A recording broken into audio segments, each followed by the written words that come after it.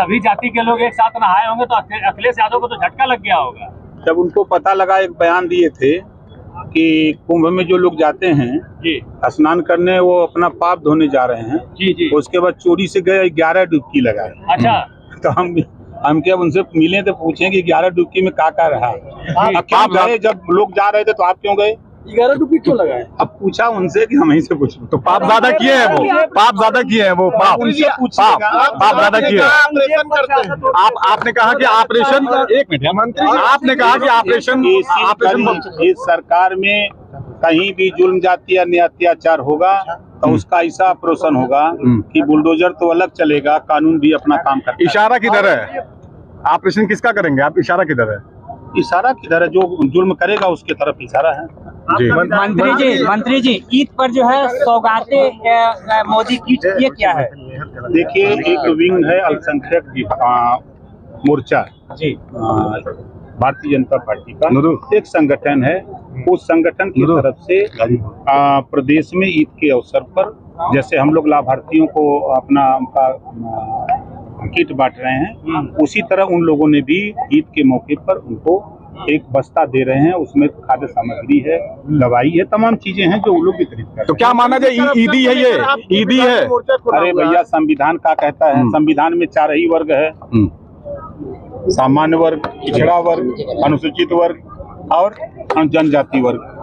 तो सबके लिए संविधान है ना, तो कर रहे हैं तो क्या बुरा कर, अच्छा कर। ईदी है ना। अब्बास जरदारी बाहर आ गए हैं, तो सुप्रीम कोर्ट का फैसला है। तो विधायक किसके हैं? विधायक किसके हैं? देखिए, कानून के दायरे में तो विधायक हमारे हैं, लेकिन पार्टी उनकी समाजवादी पार्टी है। आप कह रहे थे कि पार्टी हमारी पार्टी से चुनाव, विधायक मंच पर नहीं बुलाएंगे? नहीं, पहले तो ये आप जान लो कि सुप्रीम कोर्ट की जो उनके जमानत पे जो बंधन दिया है, उस बंधन से बाहर नहीं जा सकते। पिछले दिनों आपने कहा था मंत्री जी, कहा कि मऊ में दंगे नहीं हो रहे हैं, जबकि योगी जी तो मंच से कहते हैं कि मऊ में दंगा कराने का काम आप ही के साथ ही मुख्तार अंसारी किया करते थे, जो कभी आपके साथी थे अपने मंचों से। सरकार तो 8 साल से है ना, इसके पहले तो दंगे होते थे ना। मंत्री जी, अखिलेश यादव जी ने एक जज के घर में दोनों में नोट पकड़ा गया, उनको कहा कि वो किसी से लिए होंगे, इस पे आप क्या कहेंगे? देखे हैं, वो देखे हैं जी। वक्फ बोर्ड पर क्या राय है आपकी? देखिए, वक्फ बोर्ड की नियमावली में स्पष्ट है कि जो कुछ मजबूत मुसलमान गरीबों को वक्फ बोर्ड की संपत्ति का लाभ नहीं लेने दे रहे हैं। सरकार की मंशा है कि जो अल्पसंख्यक महिलाएं हैं, गरीब हैं, कमजोर हैं, नौजवान हैं, उनको भी उसका लाभ मिले। अब उनकी नियमावली है कि यहीं इसी मैदान को कह दें कि हमारी संपत्ति है, फिर जाके डीएम को दरखास्त देंगे कि खाली करा दो।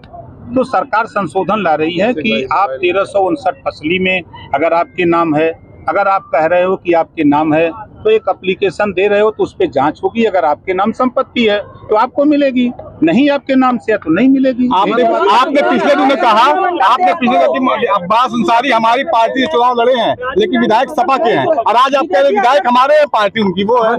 सुनो,